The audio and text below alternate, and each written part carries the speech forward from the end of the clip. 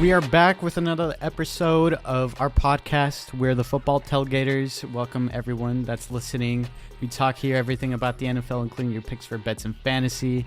And we're going to go over the week 4 results, which was a lot, I guess, tamer week compared to the last one. A lot going on, especially with the Tua drama. We'll see if we get a chance to talk about that, but mainly the Ravens and Bills game. We're going to go over that, and if John Harbaugh, is he going to be on the hot seat this season if he doesn't reach the AFC Championship?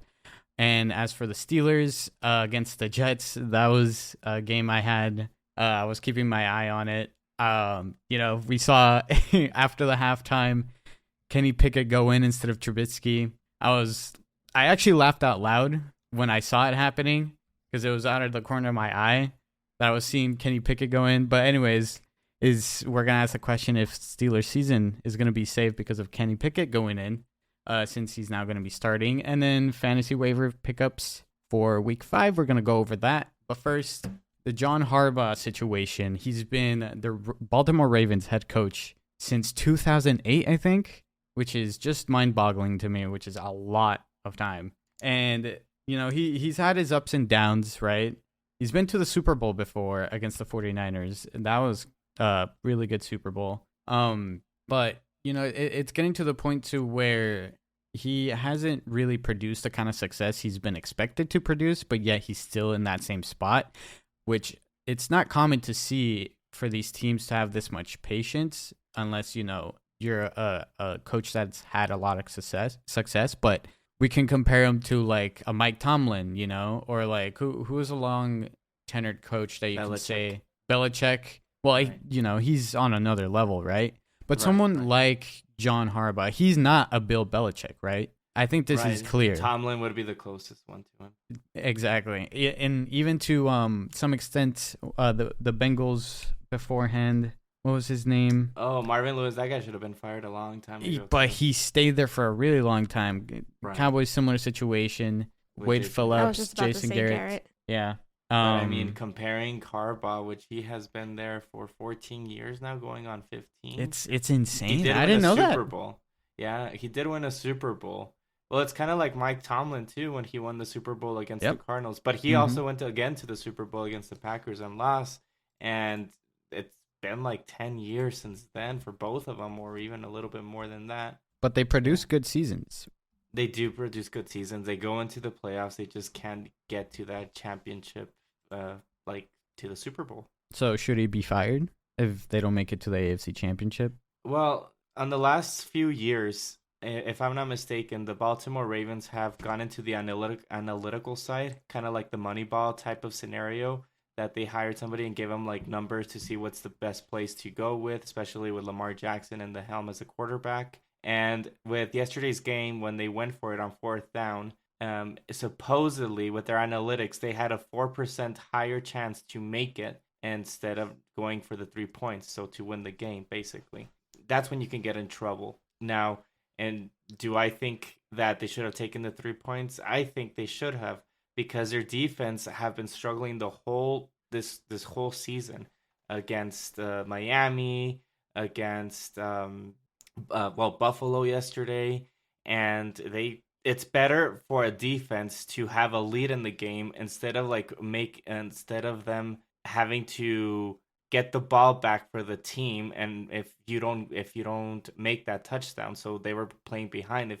they didn't go for that field goal, especially if you have the best kicker in the league with Tucker. So I do agree that they should have gone for the 3 points, and it is a point that you should start thinking about Harbaugh to be in the hot seat. It's been a while, and sometimes a good change needs to be done. No, look, last year the Ravens were kind of hindered by injuries with that team that didn't help them, kept them from advancing. So I would say maybe not yet for Harbaugh. I think give him one more year, unless there's a head coach that it's 100% for the job that will come and make changes for the team. Because look at the majority of the teams that hire head coaches. They come in and they probably do a worse job to your team than make it better. So I wouldn't give up on a head coach. Like, Yeah, you John know that Harbaugh. if a new head coach comes into Baltimore, they're gonna change everything. Like they're gonna have their own personnel, their own coaches and everything. But at what point is like enough that you have to move on because you get tired at some point is of okay, yeah, we're in the playoffs, but then we get kicked out. And then you have your percentage of people that say, well, Lamar Jackson can win you a Super Bowl, and you have your other percentage of people that say, well, no, he can't get you a Super Bowl. He needs help. Well, the help is not coming up because Harbaugh's still the head coach. I don't know what's the problem with Ravens. Why can't they beat good teams? Like they got beat out Mm-hmm. by Yeah. Miami, though I don't know if Miami's still a question mark for me.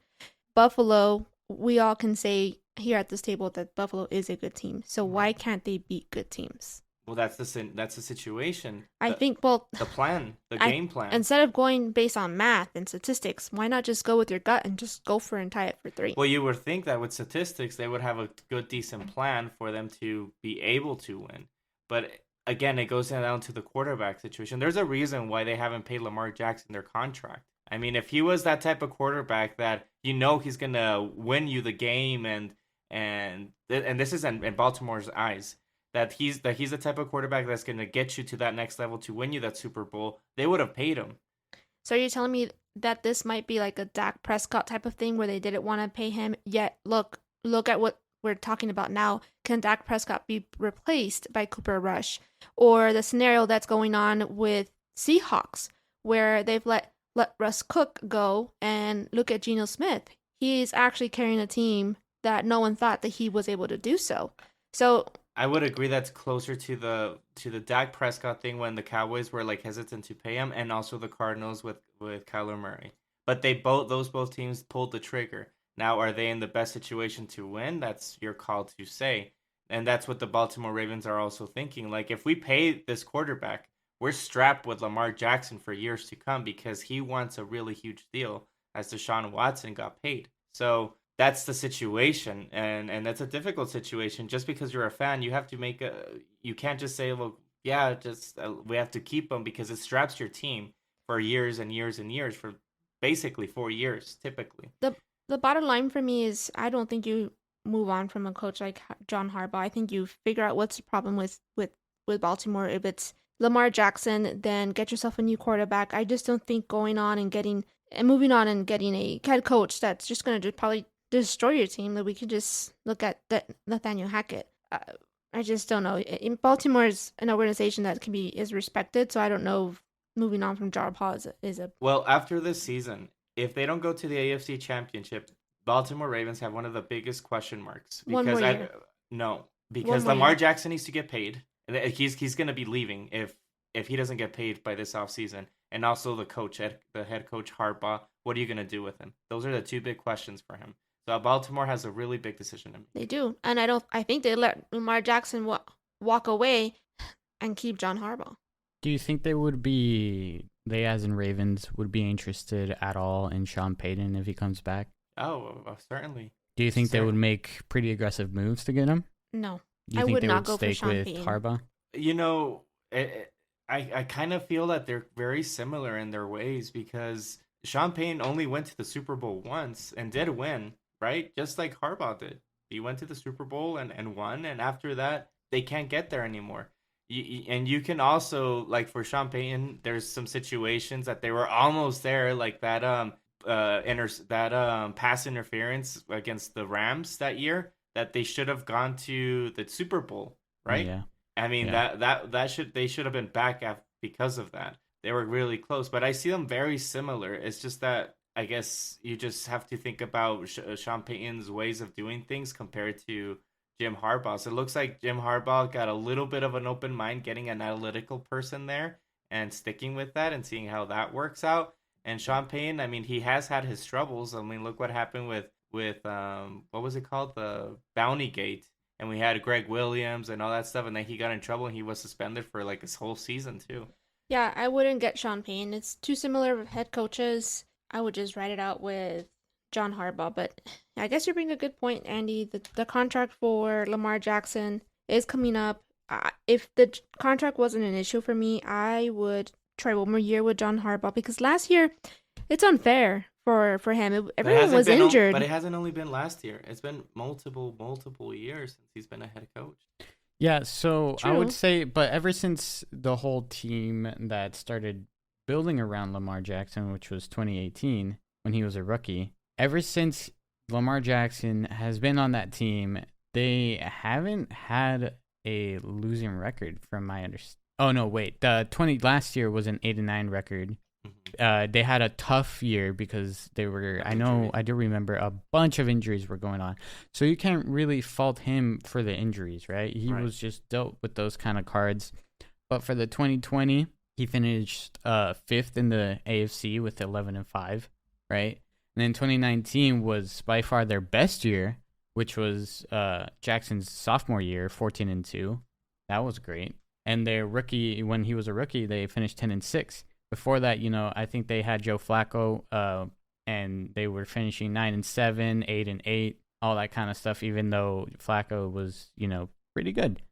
But I think they should have moved on from Flacco, like a few years later after they won that Super Bowl, because you can tell that Flacco was just not in it as he was before. Something happened that it was just not the same quarterback. So that's another thing that I put on Harbaugh's resume, that you took too long holding on to Flacco. So it's been 4 years with this team that they've had, this brand new team with a really good defense and a good offense. But you can minus that 1 year riddled with injuries and make it 3. So he's had 3 years. Well, right now, it's still going. It's still going. It's not super early anymore. We're starting to kind of see what this team is about, and it's looking like it might be the same team that it was last year and finish somewhere maybe 9-8 if they keep struggling like this against really good teams like the Bills, right? Right. So I think it's fair to question Harbaugh at that point, because you've had this really, really good team that isn't able to produce, and you need to start moving from your strategy, right? Maybe start looking elsewhere other than analytics, because that can only work for so long, and it's not going to work every single time. They should have taken the 3 points. That was a safe bet right there. But sometimes, I guess most of the times, he plays pretty aggressive, which can be exciting, but also very nerve-wracking because it can punish you very, very much well. So, I think it should be more of a strategy being changed than him being fired, and they should figure out this Lamar situation quickly before it's too late and it gets worse for them. Yeah, it's after this season. They have to make a call. And I'm all for the analytics part to also broaden your minds to see what works and what doesn't work. But even with that situation with the Moneyball, when the Oakland A's did that, the all analytics, and it got that kid from Yale, and they had a really good season, a team that has struggled before, even though the year prior, I believe they almost got to the championship. And they won a lot of games doing just the analytics, but they didn't win a championship. So at some point, the sports does kick in, and you have to go by what your weapons are, your athletes, and understanding what you have in place. I think he'll be fine. I don't think he'll be fired after this season, but questions are going to start. The rumors are going to start rolling this offseason if they don't have a successful season. I think that's going to be the case. But the time is ticking, and eventually you should just move on if he just can't take you to the Super Bowl. Because it's been years. Like you said, after the whole Joe Flacco situation. But what about your Jets, Yams? That game yesterday was so stressful, right? What do you have to say about that? It was awesome. I don't know. I had to kick out a certain someone out of the room. This person just brought anxiety to me and just asking questions that shouldn't have been asked. But it was exciting. I really, really, really was impressed by Zach Wilson in the fourth quarter. In the first, second, third quarter, he was kind of running for his life. The offensive line is not good, but he hung in there. And I'm really happy that we have this quarterback that is able to overcome challenges and win. Zach Wilson. I couldn't say if it was Joe Flacco that we would have won the game. I still think it's too soon, though. It was way better, though, than Joe Flacco. They had a better chance than Joe Flacco with Zach Wilson, obviously. I agree. But I see a lot of praise today, this morning, and what I saw of the game. And, yeah, he did play well. Zach Wilson. He did play well, but I do say Eh, it's still too early to just throw like, hey, you finally got a quarterback. This is it, and this is what I've been waiting for. And he's like the new miraculous quarterback. And now that the Jets have a good quarterback, I think Rex Ryan said this morning that he is the next like best quarterback that the Jets have gotten since Joe Namath. And it's like, calm down, people. It's only been one game since he's been back, and they barely won. And the Steelers, offensive players like the wide receivers, they didn't catch some balls that were really catchable, and it would have been totally different. So I think it's a little too soon to just say, "Hey, here you go, kid. This is the you. I mean, the Jets are like good to go." yeah, I understand. The Steelers are not the same Steelers that they were with Ben under Ben, and I was getting a little annoyed yesterday because the fact that I was kind of reliving 2018 when Cleveland Browns decided to bench their current quarterback. I forgot who it was, probably Tyrod Taylor, and they put in Baker Mayfield in the second half. And at that point, the Jets just completely lost the game and lost to Baker Mayfield. They just forgot how to play.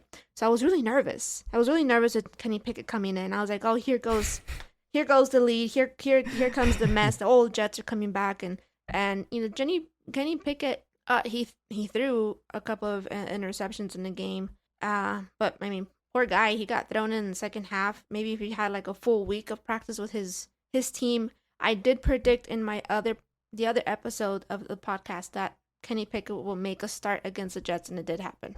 I was surprised. Like I said, I laughed out loud because Trubisky was really, really frustrating in that first half, and I can understand that, but why are you that dumb to go out and pick him up in the first place? If you know you have plenty of tape of what he did in Chicago, Well, why he did you played think pretty you well can in have... Buffalo, though. He played pretty well in Buffalo when Josh Allen was out. Yeah, he did. I agree with you. I just don't know why can't consistency. He's not consistent. Consistency is really hard to find. It's like Justin Fields right now with Chicago. Like, can you really say like he's a bust, especially with how what he's been given in Chicago in the situation?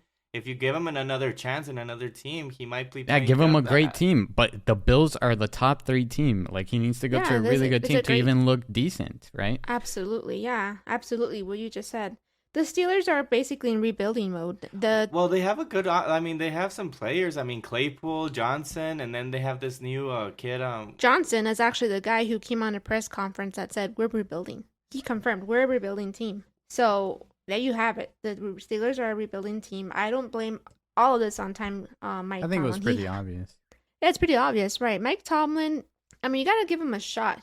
He's always had like Ben and a team. I mean, you can't give him one season that's bad, but I know a lot of people blame Mike Tomlin for how the Steelers are now, but in my opinion, he's a good head coach. So I don't know, give him a chance to figure out if it's going to be Pickett. Who knows if Pickett's a good pick. It is announced today that Pickett is going to be the starter from here on out, so that's going to happen. But I think with Kenny Pickett, he can be that spark for this team to play better. That just like any rookie, the weapons, the wide receivers need to make some plays for this kid. Yesterday against the Jets, if they made some plays for him, then it could have been that the Steelers would have taken that game over. So it's just with any rookie quarterback, they need to figure this out. What I do give the Jets for is that they do have weapons. Finally, they have weapons. We are seeing Davis. He did some plays.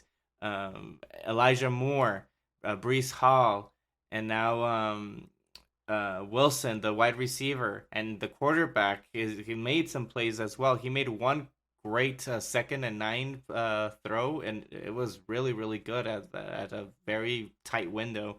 So that was one of the best throws that I saw Zach Wilson throw that game. But I still think it's a little too early to say what's up with the Jets. It's more like a prove it to me and show me what you can do. Wilson was trying a little bit too hard, and you could see it. Yeah. Especially, I think that was the last quarter. The second interception he did was so unnecessary and way too aggressive. He needs to play a little bit more conservative, but that's okay because it's coming off with the big injury he had in the preseason, and he was shaking off a little bit agree. of the rust.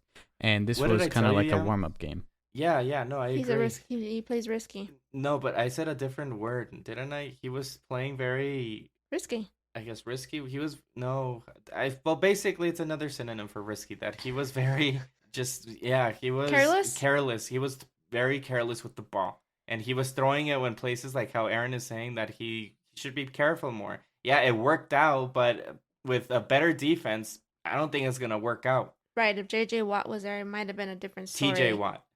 T.J. Watt. But hey, look, the defense for Steelers they're not bad. Well, they're not good. They're not good. They are the highest paid, but they're not showing it. I don't think. Like they should have done a lot better. But against an O-line, like you said, Yams, that Exactly. is one of the worst ones in the league. They should have done better. Well, in my Zach opinion. Wilson was running. He was running for his life. One of his talents to be able to scramble. Well, Exactly. Yeah, definitely needed. They couldn't when catch up you to have him. a sucky. Yeah, they couldn't protect them. And yeah, to your point, Aaron, 2 receptions. One of them was not kind of his fault. It kind of tipped off the Tyler Conklin's hand, the tight end. No, yeah, it was the second one that was careless. Yes, yeah, but you know, I mean, I'm glad it was a good win against the Steelers. I mean, a rebuilding Steelers. So we'll see if I don't know. I mean, Pickett did look okay to me. He did rush in for 2 rushing touchdowns. In 2 weeks, they'll play the Packers, and the Packers have a good defense, and that'll show you what's up. And I think it's up to the coaching staff too, and also the quarterback's coach. They need to mentor this kid and show him, and kind of create like this mold of him of what he should be, and live up to those expectations, and not just let him have free reign and not get punished for these. Like he should be disciplined for these mistakes that he's doing, because he cleans his act up with those mistakes that he was doing, and he's good. He's gonna be a solid quarterback in the future. It just needs to happen, and I think the coaching staff is gonna be a big responsibility of mentoring him. And as long as they do that, I think they have a great team right there, the Jets, and they could be having a similar scenario of what was expected from, I think, the AFC West with the Raiders, Broncos, Chargers, and what's the 4th team? The Chiefs. Oh my God, the Chiefs. Yeah, there you go, aka the number 1. But that's what I think. I mean, I think he's a good quarterback. I don't think he's gonna be replaced unless he doesn't get his act clean, basically. And we were talking about it. It was up in the air. Like you guys were even saying, like he might be out in like the next year or 2, something like that. But I think he'll be fine as long as they mentor him properly. For me, it's still prove it. I mean, look, you can say fortunate or unfortunate, but Joe Flacco is his coach, basically, as a quarterback. He's the one like teaching him and mentoring him how everything is going. Joe Flacco understands his role at this point, or has been understanding his role. So yeah, I mean, it could go. It's a prove it to me, basically. It'll be fun. We have Miami next week, and it's without Tua. So well, I don't think Teddy Bridgewater and Tua, I think they're really similar. So even if Tua was playing, it's just, I think, a little bit higher percentage that the Dolphins are a little bit better. But I don't see too much of a difference. I think the Jets seal the win against Miami. Prove it. Wow. Wait, that's next week? Yeah. Yes. Or when? Sunday. Yeah. And Tua's not gonna play, so No. I think the defense is definitely better than I expected, but there's still a lot to clean up against that performance that they had with the Steelers. But they have potential too. They definitely love playing. You can tell that. You can tell that they love playing. It's exciting. Mm-hmm. But speaking of Tua, what do you guys think about the whole situation? Messed up. How the Dolphins organization handled this whole thing. They're garbage. It's very odd with all this trouble that the owner has been getting in, and one talking about bringing in champagne and Tom Brady. They got in trouble with that. And they don't care about Tua at all. Hey, I'm trying to replace you with Tua. I'm sorry, I'm trying to replace you with Tom Brady. Oh, hey, I'm trying to kill you. That's a little hardcore. That's a little way too hardcore. Well, basically, you can ruin his whole career. Well, it's super dangerous to have 2 concussions in a row without having to recover from the first one. So Yeah. it's known, it's been out there. A lot of people have been making the professionals have been saying that, that situation, if that ever happened, having 2 concussions in a row, like 1 concussion and he hasn't even recovered and he gets another one, that is very, very dangerous. And it was super careless, and I still couldn't believe it. I was actually kind of sick to my stomach when I saw that injury when he went down against the Bengals. It was awful. You just felt so bad for him. I was like, wow. And then like the fact that it's just crazy to me, because you see that and then, all right, they just continue on to play. It's just mind-boggling to me. But It looked like he was getting a seizure or something. Poor thing. Yeah, awful. It didn't look awful. so bad, but when I replayed his injury when he fell down, where they brought him down, man, he went down hard, really hard. I was like, yeah, that'll There's do some it. crazy people saying like, oh, why is the Bengals always the ones responsible for these crazy injuries and stuff like that? Well, it's because they. I think it's just bad luck.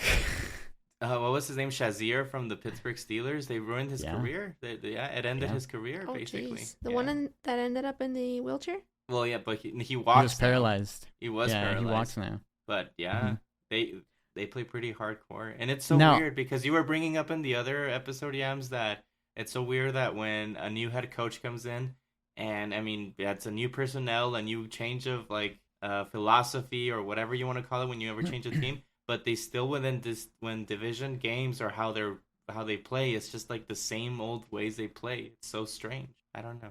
Yeah, they need to clean out the flash drives, all the information they have in the division. Just clean it out because they need to start fresh. We're tired of the same mistakes. It's like each of these players, once you go to the certain team that you're gonna go to, either it's the Jets or Cincinnati Bengals, you watch a tape and you like get brainwashed to like how this team played for years and years and years, and this is how you're gonna be playing. Yeah, it sucks to see those kind of things happen, and I think something is going to happen, and I think the Dolphins just being like one after another involved with these very like just a lot of drama around them. It's just not good.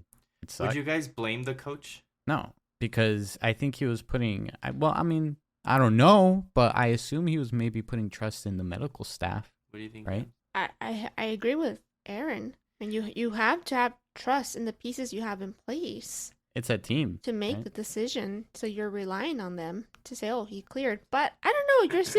You're there standing on the field, and you see your quarterback wobbling on the field, and your other players have to hold him up. Don't you think you send him in for a second look? Hey, you sure? Maybe you should go back for a second look. Well, this Sunday, before the games, there one of the analysts in Fox in the morning show, he was an ex-football player. I just his name just is slipping off my mind. Basically, the analyst said that that the head coach should have not let him go back in. That you have this connection with the players, and you talk to them and see what's going on. And you like know right off the bat that you shouldn't put them back in. Now, on the other hand, we have Jimmy Johnson, an ex-head coach, a really good head coach. He's like, no, in that situation, I would have trusted my medical staff. I'm not a doctor, so I believe that they got hired to do their job, and that's what you do in a team. You trust the people to do their job, and if the medical staff tells me, hey, he's good to go, then he's good to go. And you go by number of injuries, day after day, game after game and year after year, and you just trust them. Not all of a sudden you say, well, you know what? No, I don't think you're right, doctor. Take a second look. Yeah, when have you ever seen a head coach not let a player play, right? Make the decision of like, no, you're not going to play because he's injured. It's always usually passed down. The information is passed down on like if he should play or not. It's just a team effort. A head coach probably has a lot of responsibilities. I don't know, but there has to be a reason why they don't really fully look into it, because they probably have a lot on their plate and they trust the medical staff because it's literally their job to do that type of stuff. And well, they got fired. It could, Yeah, I hope so. But don't you think as a head coach you should treat your players as if they're your sons? And if you see your son go down and wobble off the field, wouldn't you be a little hesitant to send your son out again? Well, I think there's compassion really more. It really depends on the type of person they are. Yeah. Right. You see it sometimes when the player goes down, immediately the head coach runs, and that's not always a thing that happens. And I don't see Yeah, Daniels that's being missing. that kind of person. Usually it's ex-football players that go and check on Yeah. the player. You see that with Mike Vrabel. You saw that with Jason Garrett, Robert Salah. Robert Same. Salah. These Mhm. are ex-players, and when you 'Cause they see know other head coaches, firsthand. yeah, because they know how it is. So it really depends on that connection. Now with football, I mean, I've seen like the really, really good head coaches, and there's been also really, really bad coaches that are those tough and like, okay, well, if you can't play, just get out of here. Like, don't waste my time and don't waste the team's time. We're trying to win the game, so just get out of here. That's why I Antonio also, Brown left. I also put it onto you, the football player, to make that decision. Like, you're not if you're gonna go out there, you better not hurt the team. If you think you can, if you there's a minor chance that you think like you can't go 100%, then stay off the field and let the other guy go in. Well, isn't that what Antonio Brown tried to do? Antonio was Brown like- is a whole Right, but different- that was the reason he can't go 100%, his ankle, whatever. And Bruce Arians like, get the hell out of my field then. And so he's all right, fine. He did a show as he left, right? But I mean, are you blacklisted for saying, hey, I can't go? Are you seen as it's because a it's wussy, yeah, I well, guess? Well, no, it's not that. It's just that with in any other situation, I would be with you, but with Antonio Brown, I have to put an asterisk on his name. Like there's a 100-page report, a whole bunch of players, but then you see an asterisk on certain players. And there's like 5 players. One is him. Okay, well, I guess we can move on from the Antonio Brown topic. Now, there was I don't remember his name, but he comes on this show or canceled show, First Things First. Mm-hmm. Well, he said how does someone clear concussion protocol, and it's really asking you super simple questions, and there are 2 of them. He said, for example, what did you eat today, or who's the president of the United States, or what's today's date? Well, you say basic questions like what is your name, and so what, if you get those right, you pass. But they're not going under some kind of device to kind of diagnose your concussion level. They just ask you, how many numbers am I holding up with my 4? Well, then You can go ahead and play. Go get him, boy. Yeah. Well, again, we're just speculating here because we're not doctors and we don't know what the situation is for them to acknowledge if it's a doc. Because then there should be more of an investigation if in sports they have a good procedure and to see if these concussions. I think happen. If the player gets up and wobbles, that's number 1. You're out. Mm-hmm. Didn't Daniel Jones have something like this last year? Did he throw up? No, he was stumbling around, I think. He didn't throw up water or something? There was a player remember. there was a player that threw up last year. I don't remember. Okay, maybe it was just Daniel Jones, but he was stumbling and he didn't come back in. Mm-hmm. Yeah. But I kind of know Tua from like last year and how he kind of wanted to come back in when he was sort of recovering from his injury when Ryan Fitzpatrick was in there. He probably just said, "Yeah, I'm fine. Like, made me get in there." Yeah, you got to protect players from themselves sometimes too. Yeah, exactly. So with all the injuries going on as well, we had today in the news that Javonte Williams. Are we going to talk about waivers? Yeah, we're going to talk about waivers. Javonte Williams, he's out for the rest of the season with an ACL injury. Horrible. That's so awful to hear. Yeah. But with him for the rest of the year just being out, we're going to speak about these waiver wire pickups, and I think it's pretty obvious to see on who's going to be on the top of the list for a lot of people. There's multiple injuries actually with running backs, but some not as bad as the others, right? So we had multiple players going down. We had Javonte Williams, Cordell Patterson was placed in IR from my understanding. Trubisky got benched. Kenny Pickett is starting. Who else? Let's see. I'm trying to think. Jahan Dotson is out for 1-2 weeks. Oh, there you go. So, but I think that just means more focus for McLaurin and Curtis Samuel, which I think Samuel right now is dominating over McLaurin. What are your guys' waiver wire pickups right here? However many you want to name. Yams, you can go first. Yeah. You said Andy or Yams? Yeah, I couldn't hear Andy or Yams. Well, go ahead, Andy. Okay. Well, you said it, Aaron. With you got this. Javonte Williams. With Javonte Williams going down, it's Melvin Gordon's shot, right? But he has been struggling so much with a whole bunch of fumbles. This Denver team is just struggling all around. I blame it more on the head coach, but I believe that the team is gonna still go with Melvin Gordon, but is gonna also play Mike Boone a lot too. So Mike Boone is a player that you might want to pick up because he has been playing before and he has been looking kind of legit. So that's a player that you would like to look into the running back, especially since there's not that many running backs out there that you can pick up. Now, for the Atlanta Falcons, we have Cordell Patterson. He also got placed into injured reserve. So now they have Tyler Algier. Hopefully I say his name correctly. Yeah, I know. I was like trying to see if it was pronounced right. Tyler Algier. So he could be the next man up, but there's been reports that they're gonna be using Tyler Algier and Caleb Huntley, like both of them, a lot to see which one is like the best one. So see what you can do with those picks. But those are my 2 picks that I would go for this year. Now, if you need a quarterback, I would just wait on Kenny Pickett for now. Honestly, you don't think that he's gonna be doing your best. I picked up Geno Smith. He had 2 rushing touchdowns. He did have 2 rushing touchdowns, yeah. But again, I don't know if the Jets are good enough. Honestly, they have to prove it to me. I went with Geno Smith. I'm sure that he's available in a lot of teams, and he's playing pretty well. He's got solid players with Lockett and DK Metcalf. So he got me 31 points, I believe, this week. And yeah, he was top 2 aside from Jared Goff, which is just insane to even think about.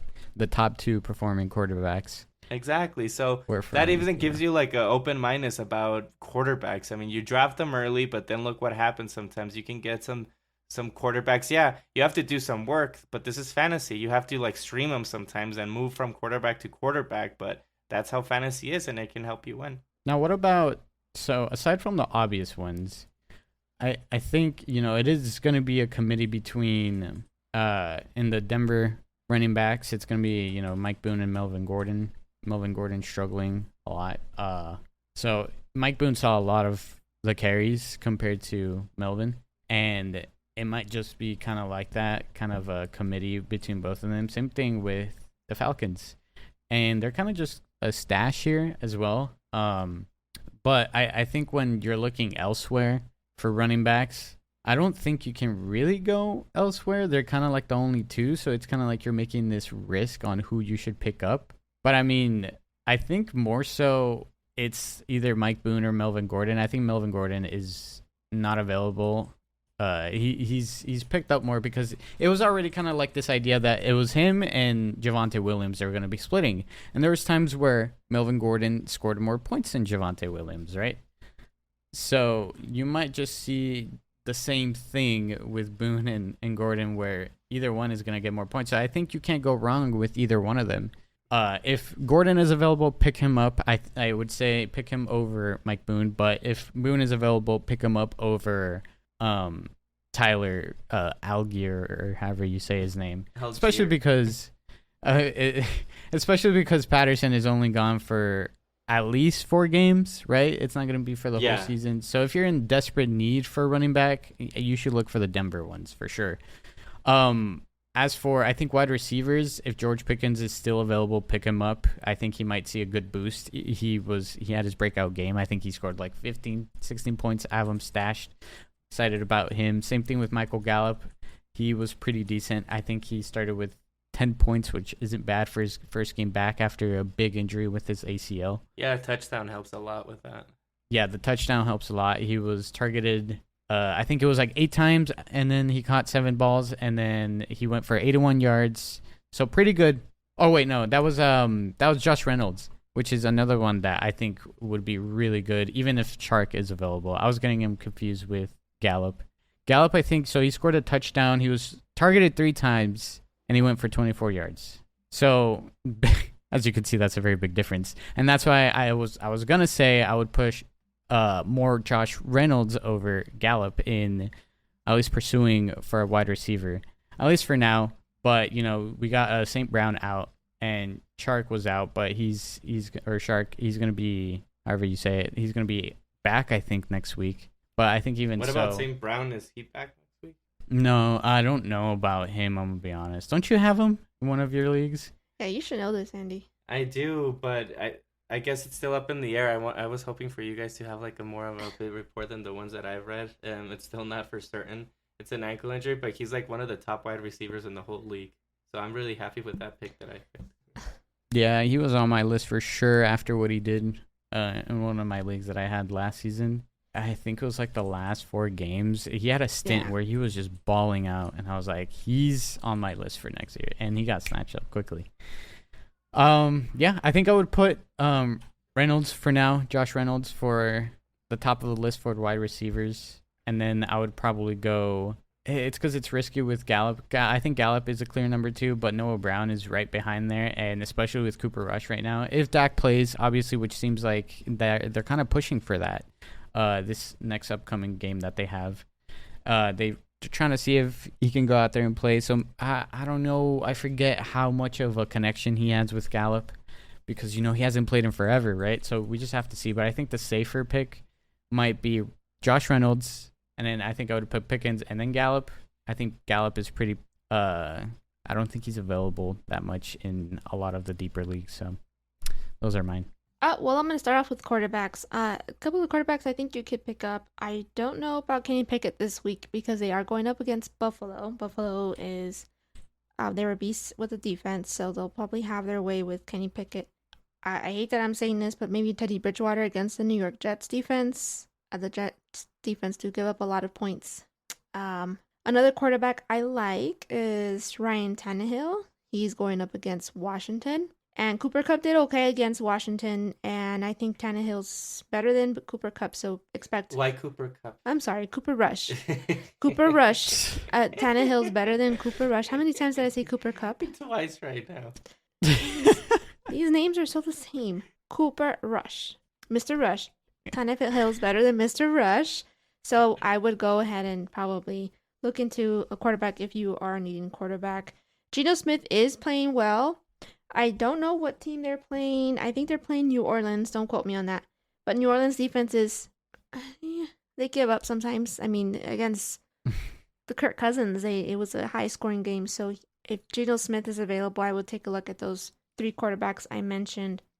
The running backs, I won't go over them again. It's pretty obvious. It's one of the players from Denver, or you can try and see if you can get one from Atlanta. Of course, these are in your deeper leagues. You can always just see what's available. We have also Isaiah Pacheco, who might be worth stashing on your bench. And for the wide receivers, we also have Deion Jackson from Detroit. Why him?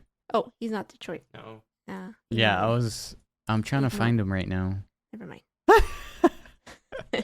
What about Romeo Doubs? I forgot to mention him.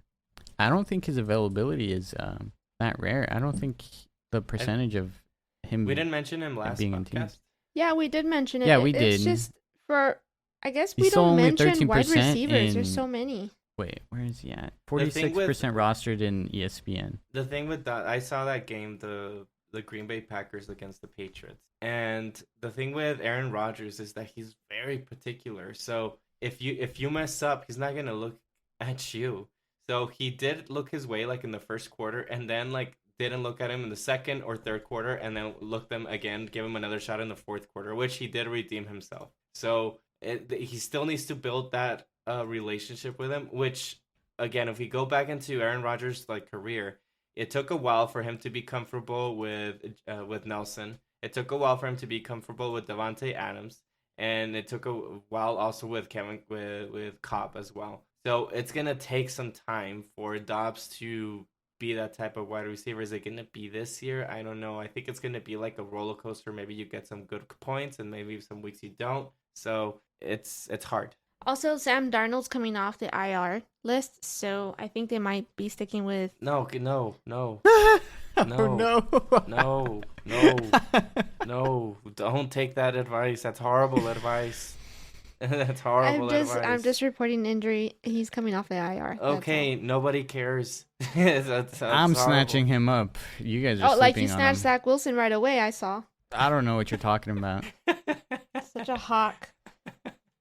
Yeah, Well, I mean, nobody was picking him up. It's alright. Picked up Dak Prescott. I can't believe somebody dropped Dak Somebody Prescott. dropped Dak Prescott in our league, and I couldn't believe it. I was trying to snatch him up, but I snatched someone up the previous week, and I fell down the waiver wires, and I was in like one of the last ones. I was like, "There's no way I'm gonna get him." Somebody has to have seen him available, and picked him up immediately. Who was it? I don't remember who it was. Yams picked them up. Oh. And I knew it. I knew the Hawk was gonna get it. And I have you labeled as a Hawk, by the way. I was like, I need to because I mean, know you should know Aaron's already. gonna get it. Aaron's it's like gonna the get three of us. Well, it's because there's also like a few people in our league because you have different types of people in the leagues, and there's some that like don't watch this stuff that much, like the reports and the waivers and all that stuff. And then you have those players that are really into it and are actually watching all of this stuff. So there's like, I don't know, like 5 people in our league out of 12, or like 6 people out of our league out of 12 Hawks. that are Hawks. Yeah. But I know I mentioned it in the podcast, and I freaking regretted it when I mentioned it. When I was like, yeah, check if Dak Prescott has been dropped, because if he is, I would encourage you to go pick him up. Oh no, I knew already. You knew? Way before. Okay. Yeah. Well, here, Andy just gave me a face of no, there's no way, right? But then when I had this conversation, I was like, oh man, it's because Dak Prescott, and he's like, nah, he checked. Oh, he is available. I was like, yep, I know. You were a higher waiver. But I was waiver number 1, so it was such a hard. I pick think for me. I was surprised that he even got dropped. Like I said before. Yeah, you don't drop couldn't Dak Prescott. believe it. You keep him on your Uh-huh. bench. On your bench. Unless he was out for the season, you do not drop Dak Prescott. I know some leagues have IRs, a placement Mhm. for 1 IR, Yeah, that's so. interesting. and I think you can put people that are out on there, if I'm not mistaken. I know I have it in one of my leagues. I don't know. Yeah, if it's yeah, like- we do. then in it's another 2 league. of mine. So I just want to add to the waiver list here. Oh, if you need a tight end, I would encourage to get Hayden Hurts. They are playing against Miami, and I believe that they're using Hayden Hurts is now getting his engine started, so I think he's starting to get some points. So I think Hayden Hurts would be a good pickup as a tight end. I don't think the Jets are going against Miami. Yeah, the Jets are going against Miami. I forgot who it was that the Bengals were Baltimore. They're going for. against Baltimore. Baltimore. Oh, okay. Mhm. Yeah, Yeah. he's pretty good, I think, as well. And Cincinnati scored is getting 11 better. points. Yeah, each week. Yeah. So That's it for me. Yeah. No, I don't think I have anything else. I think keep an eye on Wilson just in case, and Pickett for quarterbacks. Aside from that, I think I'm chilling. Yeah. With quarterbacks. Yeah, I know you were. Maybe no. That's it. That's Would it. you guys Oh, drop you saw what's up? would you guys drop Tua? Yes, I think I would. I mean, I did. No, are you gonna really pay attention to the Hawk? I It's 'cause have he's no not like interest in it. like a crazy astonishing quarterback. But he you know only for gave 100%, Aaron's gonna drop Zach Wilson and add Tua to his bench. But I mean, No, poor guy, no. I don't even know how he's gonna come back. He had some big time injury. We saw him Yeah. kind of like paralyzed on the field. Like, is he he'll gonna be be more fine. careful? He's Is fine. is he gonna be more careful? Like, these are things that are gonna No, go through his his team, head. the team's gonna be more careful. The team's But- gonna be more careful. No, and I think also- he's gonna depends on his motor too. How motivated is he? How willing to risk it all? You know, type of character that he is. We need to see that from him. I think it's to be cautious for the first 2 games. But like I said, if you have an IR spot, put him there. Yeah. Okay. Well, that's all If you- for me. If you That's all. don't, and like if you're even thinking about it, if you're like, man, I don't know if I should drop him, just keep him. If you're even doubting it, I think that's how you should deal with Tua's stuff. But yeah, I think that's gonna be it for this episode. We appreciate anyone that's been listening. We have our social medias, which is Instagram, TikTok, and YouTube, Football Tailgaters. You can follow us on there. And again, thank you so much for having to, put up with us and our crazy antics about such things with the fantasy and stuff like that. But we'll be back for the next episode. But yeah, thank you guys for listening. Thank you. Bye bye.